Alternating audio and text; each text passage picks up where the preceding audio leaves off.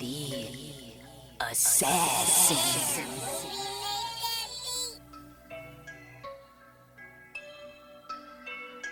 You know I break necks, call me Jack Tate. I have no regrets while your life is fading. I'm a crazy fuck equivalent to Satan. When I'm behind the mic, I feel like the greatest. You know I break necks, call me Jack Tate. I have no regrets while your life is fading. I'm a crazy fuck equivalent to Satan. When I'm behind the mic, I feel like the greatest. What up, y'all? You're listening to Sports Talk with Tropp, and I'm your host, Katie Tropp. Well, we had us some surprising news earlier this week with Mike Tomlin, the coach of the Pittsburgh Steelers, stepping down as the coach of the Steelers on Tuesday, right after their Monday night loss to the Houston Texans to kick them out of the playoffs. And I just got to say, I hope you Steelers fans are happy with that, because a lot of you entitled motherfuckers have been complaining about Mike Tomlin. And I'm calling you entitled because as a Cowboys fan, you know, I'll take Mike Tomlin as my coach and his career any fucking time. If that was my coach, like, I would probably be crying today if Mike Tomlin was the coach of the Cowboys and we got his career and him doing what he did for those 19 years, I would be fucking devastated. But I know a lot of you entitled crybaby Steelers fans were wanting him fired and fired.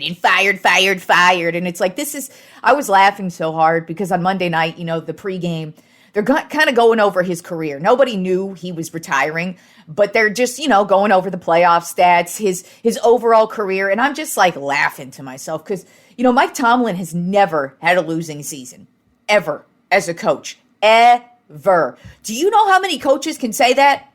None. Absolutely none. No coach ever can fucking say that. Throughout the history of this league, the dude is just very fucking consistent. And he made the playoffs lots of times, and I know all you Steelers fans are so upset he only won one Super Bowl. It's like, y'all act like winning a Super Bowl is so motherfucking easy. Just because these dynastic teams like the Kansas City Chiefs of this era, or the New England Patriots of the previous era, or my Dallas Cowboys of the era before that, or the San Francisco 49ers of the 80s, or your Pittsburgh Steelers of the 70s, or the Green Bay Packers of the 60s. It is not easy to create a dynasty. And to actually get the career that Mike Tomlin had, y'all are so motherfucking lucky, because I'm not kidding. If Mike Tomlin was the coach of the Dallas Cowboys and had that 19-year career and he stepped down on Tuesday, I would be so depressed today. I would be like, what are we going to do? But I know all y'all Steelers fans are, ooh, hip-hop hooray, like the world is going to change next week. Nah, it ain't. As a matter of fact, the Steelers are a great organization. I actually love the Steelers as an organization. I have a ton of respect for the Pittsburgh Steelers organization. It's their crybaby-ass fans who I just cannot fucking stand just because of their attitude towards Mike Tomlin over all these years. So I hope they actually whiff on this next coach, and I hope you get like 5 years of shit just to see what you got from Mike Tomlin. Now, the players, not happy. The players, there's been many players who have played for him over the years who have already been like shocked, devastated, can't believe it, giving him his flowers, but also the current team. The current team of players were just devastated who have played for him. So that's how you know how great of a coach Mike Tomlin is. The players who give a shit, those are the opinions that matter to me, not you crybaby ass entitled fucking Steelers fans. I swear to God, I hope you get some shit stain coach and just have to be a bottom dweller team for like 5 years. That's what I'm hoping for. But we'll see what happens with the Steelers organization now. I mean, it was completely unexpected. Good for Tomlin. I mean, who knows what he's going to do? This could be one of those where it's like, because since he stepped down, the Steelers actually do retain his rights as coach. So if this is one of those where he just steps away for a year and then wants to come back next year, they would have to actually trade him to another team, kind of like with Sean Payton in the Saints and the Broncos did a few years ago. So that could be it. But also from what it sounds like, this might actually be it for Mike Tomlin. I mean, you never know. But we'll see. Regardless, Mike Tomlin was a fantastic coach. And I, as a Cowboys fan, respected the shit out of Mike Tomlin. Loved Mike Tomlin. And just totally respect everything he did. And we'll see what he does in the future. But I'm hoping the Steelers whiff on their next coach, and you Steelers fans really get to feel what it's like to have a shitty-ass coach for a few years. But we'll see how that goes. And then in also coaching news, it looks like John Harbaugh is going to be signing with the New York Giants, and that pisses me the fuck off as a Cowboys fan for obvious reasons. It's not finalized or anything, but that's the way it's looking. So let's get into actual football that's going on this weekend in the divisional round of the playoffs. Oh, it is an excellent weekend of football. I mean, this is usually the best week. For the playoffs, this is usually it. This is usually the closest matchups. I don't know why. It just ends up being the best weekend of football. I mean, first of all, we get games on Saturday and Sunday. So, of course, we get a full weekend of football. So let's get started with the matchups we have on tap, and we have some doozies. Beginning with on Saturday, the Buffalo Bills at the Denver Broncos. Right now, the Broncos are a 1-point favorite. And the Broncos, they are the number one overall seed. They are the number one defense in the league. It's just, what do we get from this offense? It is so shoddy. It is so weird. But they are also that team that's capable of, even if they're down, you cannot overlook them. The Buffalo Bills, on the other hand, they are that team we don't know what the fuck we're getting from them. Now, last week, they had an excellent game. So what does that mean? This week, it probably means they're going to have a meh, not so wonderful game. As a matter of fact, I kind of feel like the Denver Broncos defense is coming to feast in this one. I think Denver is ready to go. And I just think, I just feel like Denver's ready to go. For some reason, I just feel like the Denver Broncos defense is going to have a field day in this one. And I just think they're going to take care of business. I think they're going to make it a difficult day for Josh Allen. I don't think Cooks is going to have a good day on the ground. And James Cook. They've got Cook and they've got Cooks on this team as well. That's what kind of last names we've got going on here. But I do think the Buffalo defense is going to have a solid day. But I think the Denver defense is going to be better. And I think the Denver offense is going to do just enough. And I think the Denver defense is really, like I said, going to take care of business against Josh Allen. And I've got the Denver Broncos winning a close one, 20-17. Then we have the San Francisco 49ers at the Seattle Seahawks. Right now, the Seahawks are a 7.5-point favorite. These have been great matchups all season so far. So I'm expecting this one to actually be a good one as well. No George Kittle in this game. So that just takes away more, just another big player from the Niners. But you know what? They have not made excuses this entire season for losing those teams, losing those players all season long. But I just kind of feel like at some point it is going to catch up, and I think that is going to be this week. You know, Seattle's coming off of the bye week as well.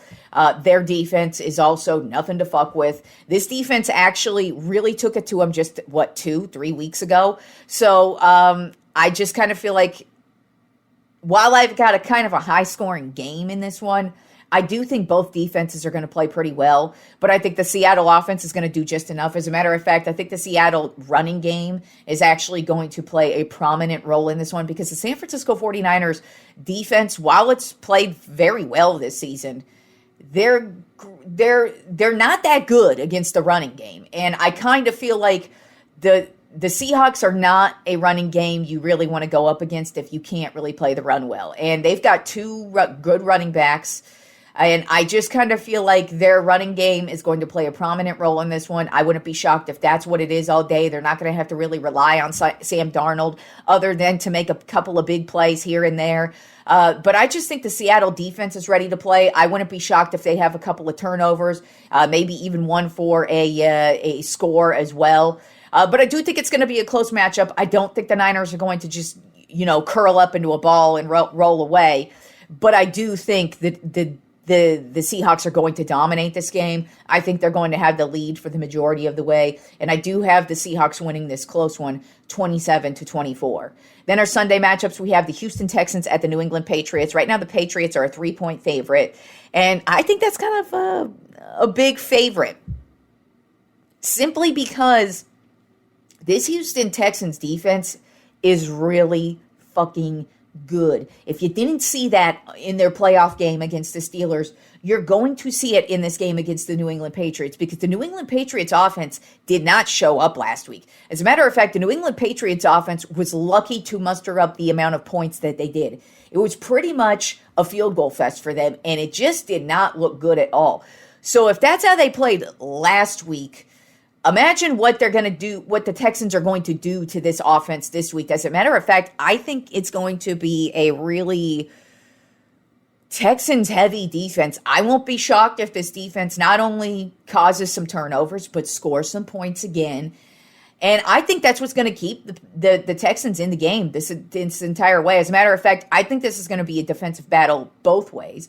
But I think the Texans' offense is starting to spark just a tiny bit, and they're starting to do just enough each and every game. Even, the last game against the Steelers, CJ Stroud did not look good at all. He had 3 freaking turnovers, and they were his fault turnovers. They weren't those like, oh my God, this bounced off of a receiver turnovers. No, they were like, what are you doing turnovers? And in spite of that, the Texans still won. I don't think that's going to be the case this time. As a matter of fact, I think CJ Stroud's going to step it up. I think the Texans offense is going to do enough, and I think the Texans defense is going to dominate in this one. I think it's going to be a close matchup. I think the Patriots defense is going to come to play, but I don't think their offense is going to come to play. And I have the Texans upsetting the New England Patriots in this one, 20-19. Then our last matchup is the Los Angeles Rams at the Chicago Bears. Right now, shockingly, the Rams are a 3.5-point favorite. I was very shocked to see that, simply because it's not going to be good weather for the Rams. And the Rams play in LA, if y'all didn't know.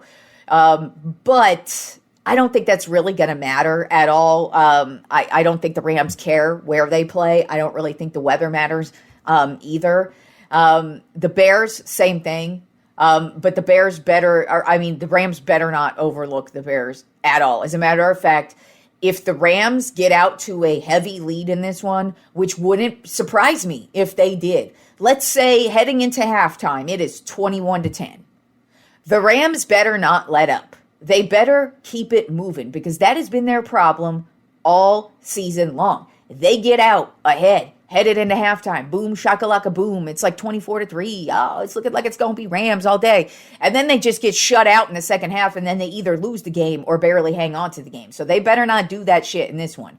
And I think they're going to not do that in this one. I actually think it's about time that the Bears kind of run into a wall. I think they reached their emotional peak last week. There's times where that happens in the season, where you, especially in the playoffs, where you just expunge a lot of energy on this amazing game that you had. And that's what I think is going to happen to the Bears in this one, where they just had this great comeback win over their division rivals, the Packers, last week. They finally got their first playoff win in like 15 years. I can't even remember how long it's been, but it's been a long time since the Bears won a playoff game. But now I think it's time that the Rams actually show the world that they are a legit team. I think the Rams are kind of pissed off that they've had some of these close ones. And I do think the Rams are going to get out to a quick lead in this one. I think they're going to keep the lead, but I think the Bears will be in it the whole way. But I think the Rams are just going to be too much for the Bears in this. I just think the Rams have too much offensively. They have too much going on with Matthew Stafford, Puka Nacua, Devontae Adams, Kyron Williams, Blake Corum, Parkinson at tight end. I mean, they just have so many dudes who could score, and then their defense can even score as well. Their defense takes care of business. The Bears actually don't really have that many spark plugs on offense other than Caleb Williams. So unless somebody makes a big play, and a lot of times you're seeing a lot of these Bears receivers, Williams makes the big play, but they make the big drop, and it just looks terrible in the end. And so I just kind of feel like that's what's going to happen in this one. I feel like it's just going to be them running out of gas and the Rams just hanging on. And I've got the Rams winning 31-21. Now, that does sound kind of like a high score. I waffled back and forth on that one. But I just kind of feel like the Rams are going to go off on this one. That's just kind of what I'm feeling. But we'll see. So let's move on to the NBA, because we had us quite the week in the NBA. Let's get started on Monday. The Sacramento Kings, they are turning it on. They actually smashed my Los Angeles Lakers 124 to 112. DeMar DeRozan had 32 points. Russell Westbrook had 22 points. And then on the other side, Luka Doncic, like I said, he is scoring out of his mind. He had 42 fucking points. But the Lakers still lost, and it was an ass-kicking, too. There was, no point in this game where the Lakers looked good. And as a matter of fact, let me bring up a little something that kind of pissed me off in this game. So, this has been a weird year in regards to LeBron James. It started off with this out-of-nowhere injury, and I'm not saying he's faking it or anything. I fully believe he was injured. But it was just an out-of-nowhere thing, and it's kind of starting to feel like there's some tension between LeBron and the front office of the Los Angeles Lakers. It just is, I've tried to ignore it because, I don't like to play into that kind of media bullshit. But the more this goes on this season, the more it looks like it's happening. Because, before this game, as a matter of fact, his stupid agent goes off on a stupid podcast and says the Lakers need to trade Austin Reeves. Skirt! Shut the fuck up. Ain't nobody looking to get rid of Austin Reeves, y'all, okay? If the Lakers were to get rid of Austin Reeves, that would be the stupidest motherfucking shit this team does. As a matter of fact, if we get rid of anybody, it should be LeBron motherfucking James. Dude takes up a lot of money on our contract, or on our roster, and on our salary cap. And we could get a lot of players for him. So if we're trading anybody, get rid of this motherfucker. Now back to this game against the Sacramento Kings.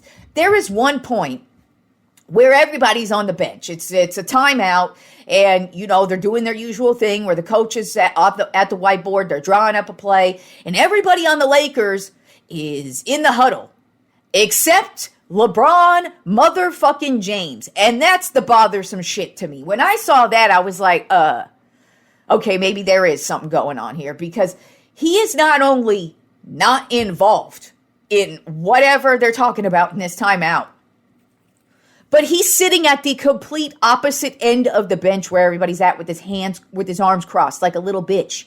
He looks like he's mad and pissed off about something, and I'm like, yo, you're LeBron James, man. It just from a fan's perspective, he just looked stupid. And when I saw that shit, and I hear his fucking agent earlier in the day saying trade Austin Reeves, nah. As a Lakers fan, I'm getting to the point where I'm about to say fuck LeBron.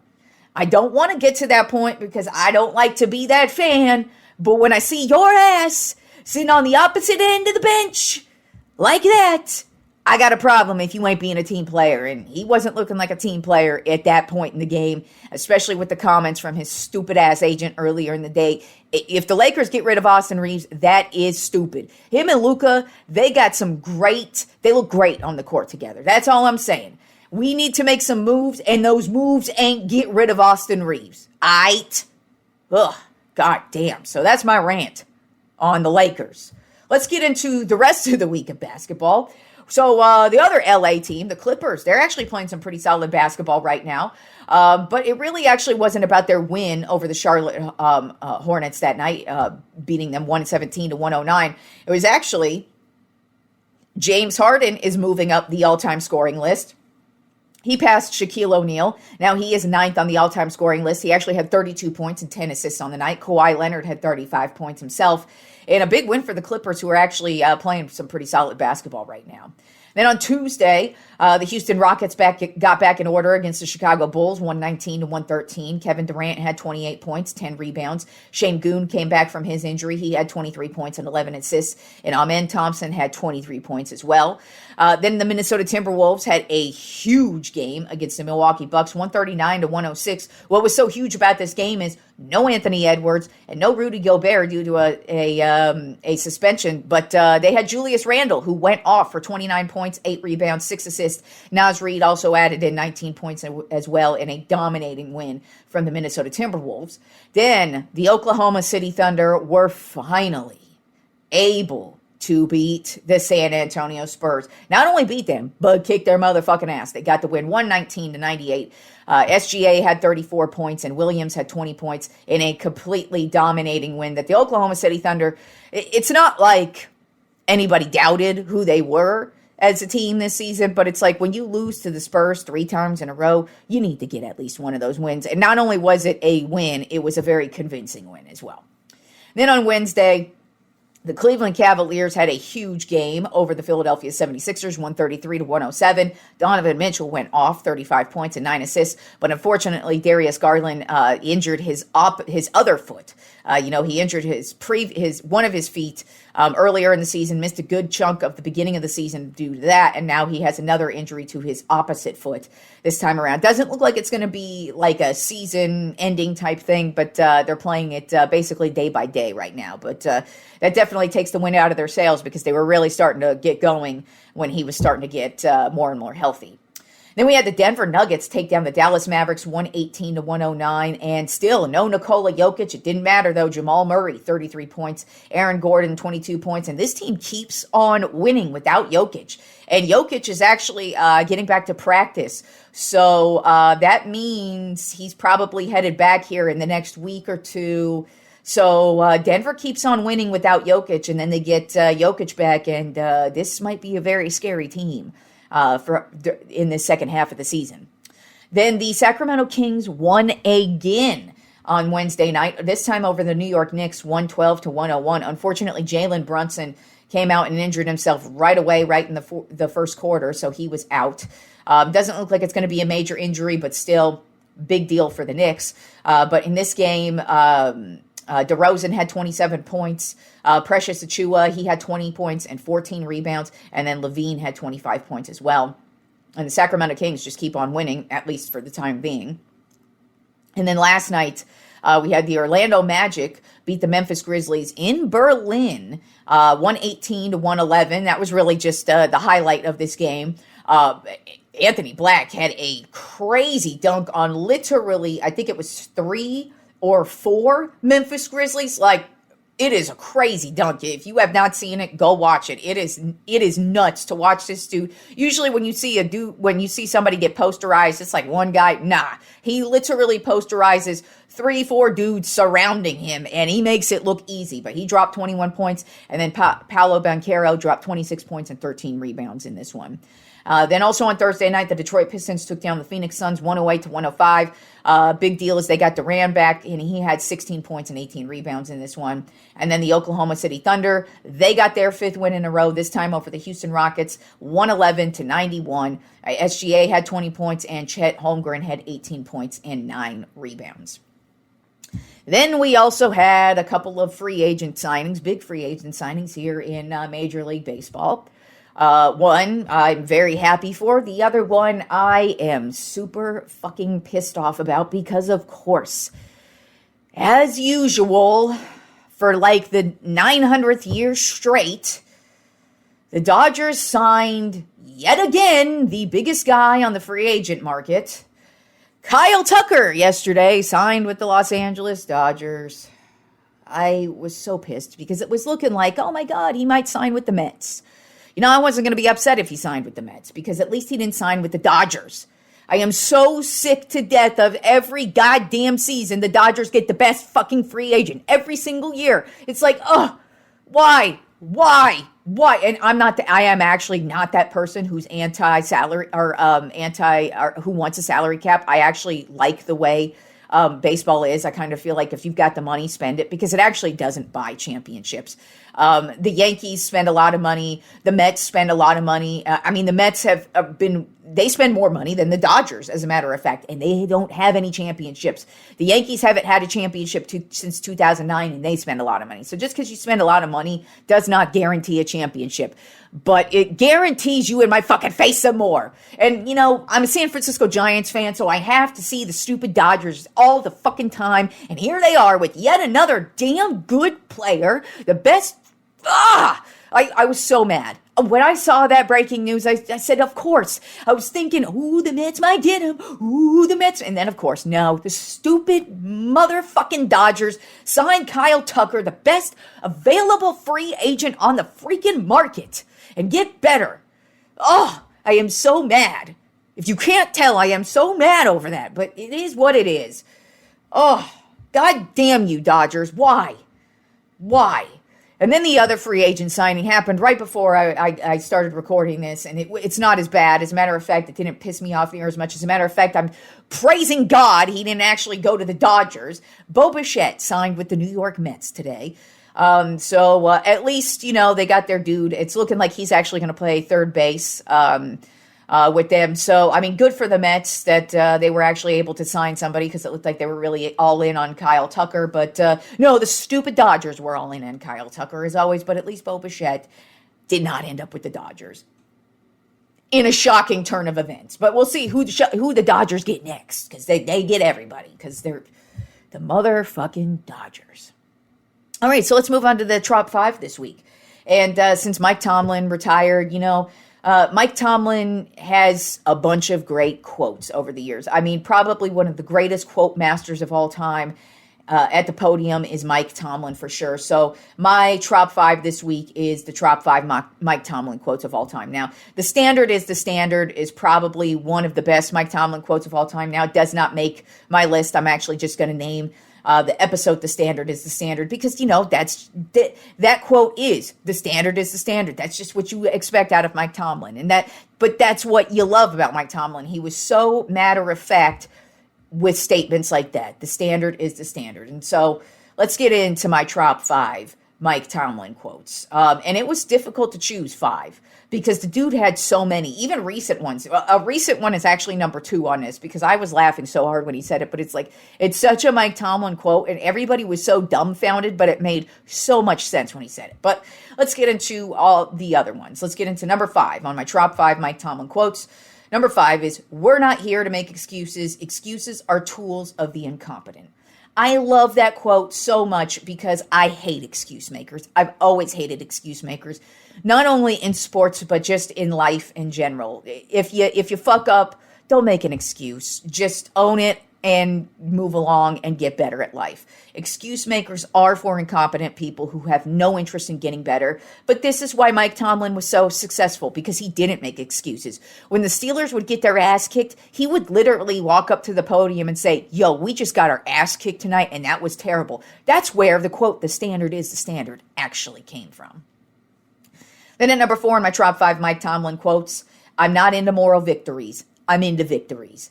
That is yet another reason why you gotta love Mike Tomlin, because in today's day and age, a lot of people try to discredit championships. They try to say things like, oh, Emmitt Smith isn't that great of a running back because he had such a great offensive line. And it's like, okay, yeah, the dude who was not only great at the NFL level and is the all-time leading rusher, he was great at the college level and actually still to this day owns some records as a college player. He was great at the high school level and still owns some records to this day at the high school level. He has 3 Super Bowl championships and was an amazing football player. But yeah, he was completely overrated because he had a great offensive line. Anybody who says shit like that is a fucking moron. Also, people who like to say, oh, LeBron made it to 10 championships, but he's 4-6 in those championships. It's like, dude, he's not better than Michael Jordan because Michael Jordan is 6-0 in his championships. See, the difference there is that Michael Jordan never lost, whereas LeBron lost 6 times. Now, that's great that LeBron went to 10 championships, but he lost 6, and Michael Jordan won 6, and he's 6-0. That actually matters more if you won more championships and are undefeated in your championships. And we all know if Michael Jordan didn't retire for those 2 years, he'd be 8-0 in championships. But that's another argument for another day. But the whole moral victories thing is such a typical thing in today's day and age, where it's like they like to, for example, like all the time, they like to hype up Josh Allen. And don't get me wrong, I love Josh Allen. I think Josh Allen is a fun quarterback to watch. But he ain't no Patrick Mahomes. And you know why? Because Patrick Mahomes has 3 Super Bowl rings and Josh Allen has 0 Super Bowl rings. So I don't hype up Josh Allen. I think Josh Allen, like I just said, very talented, very fun to watch. But when we're comparing the two, no, Patrick Mahomes wins simply because of the Super Bowls. Not because of, oh my God, Josh Allen's got this great arm and he could do this, that, and the other. No. Patrick Mahomes is greater because he has more Super Bowl rings, and that's what matters. And that's why I like this quote of, I'm not into moral victories, I'm into victories, is because I don't like moral victories. Moral victories are for losers. So that's why I love that quote. Speaking of losers, let's get into number 3 on my top 5, Mike Tomlin quotes. Stats are for losers. That is another great quote because this is another thing in today's day and age with sports fans I despise. I despise you analytical idiots with your stupid stats on this, that, and the other. Oh my God, this many teams have won the Super Bowl if they did this, and this many teams did. You can make a stupid stat for any stupid, pointless, mindless, idiotic, stupid fucking thing you possibly want to do. But that is why I love this quote, because stats are for losers. Stats are for people who just need to feel better about something else when it's like you could just look on the field and see what's good and see what's not. And people who sit around going, well, the analytics say, it's like, no, sometimes you should just take the motherfucking points. And sometimes just taking the motherfucking points is the smart move, not going for it on 4th and 1 and then getting held back and then and then letting the other team score on the next possession. That is why stats are for losers. And that is why I love that quote, because he straight up said that to the media when they were like, oh, but what about the analytics? And he goes, stats are for losers. And I couldn't agree more. Then at number 2 on my top 5 Mike Tomlin quotes. This one just happened a couple of weeks ago after they beat the Baltimore Ravens. It made me laugh so freaking hard, especially the reaction of the media because they didn't get it. So the context of this was, so the way the Steelers won the game is the Ravens kicked the field goal. They had a chance to win it. They were down 2. Had they got the field goal, they would have won the game. But their kicker missed the field goal. It just went wide right, and it just missed it. And one of the stupid reporters asked the stupid question, what if you go through? Then what? And you just, and I totally get what Mike Tomlin said when he said this. If my aunt had male parts, she'd be my uncle. And what the media didn't get about that is he was trying to point out how nonsensical and stupid that question was. Because it's like, oh my God, what if? The magic what ifs of life. It's like, it didn't happen. And what he was pointing out is, if his aunt had male parts, she would be his uncle. Saying his aunt doesn't have male parts, so she's still his aunt. And it's like, if you didn't get that, that's why he was literally, and he had a big-ass smile on his face when he did it. And when he said it, I literally laughed so hard. I was like, oh my God, that is one of my favorite top Mike Tomlin quotes of all time, because Jesus Christ, that was basically a double middle finger in the face of that stupid reporter asking that stupid ass question. But number 1 on my top 5 Mike Tomlin quotes, and it is a fate. I remember watching this game. I remember it was a Sunday night football game. I don't remember who they were playing. It might have been the Baltimore Ravens, but I don't quite remember. It was a few years ago, and they were heading into the locker room. And, of course, the stupid idiot sideline reporter asks the stupid idiot questions. And at this point in the game, the Steelers were down. And I don't think they were getting their ass kicked, but they were down in the game. So, boo, how you go win? How you go score? And then he looks at the reporter and he goes, don't blink. If you a blinker, cut your eyelids off. I love that quote so much that I actually wrote a song. I haven't released it yet, but it's called Don't Blink. And that is the hook of the song is don't blink, cut your eyelids off. Because when I heard that quote, I was like, that is one of the greatest quotes ever. Because I just imagined somebody cutting their fucking eyelids off, because that's just what he's saying is we're down, but you better not blink. And if you are a blinker, you better cut your eyelids off, because we ain't got time for blinkers on this team. And that is the ultimate Mike Tomlin quote to me. I remember Sunday Night Football, him saying that right to the bitch's face after the stupid idiotic question. And I love that quote still to this day. And like I said, I've even written a song with that quote. Hasn't been released yet, but it's been recorded and it's going to be out on a future release. Don't know when because it's not on my next upcoming album. It's on a collab album, so it's still in the works right now. But just know that quote is so awesome to me that I made an entire song about it. So thank you, Mike Tomlin, for not only the great quotes, but just the great coaching over the years. I mean, you were one of the best to do it. You were so fun to watch. And as a Cowboys fan, I respect the fuck out of you. And whatever you do in the future, good luck to you. I'm sure you're going to be great at it. And, thank you for all the great years of being a coach and all the great quotes you provided us over the years.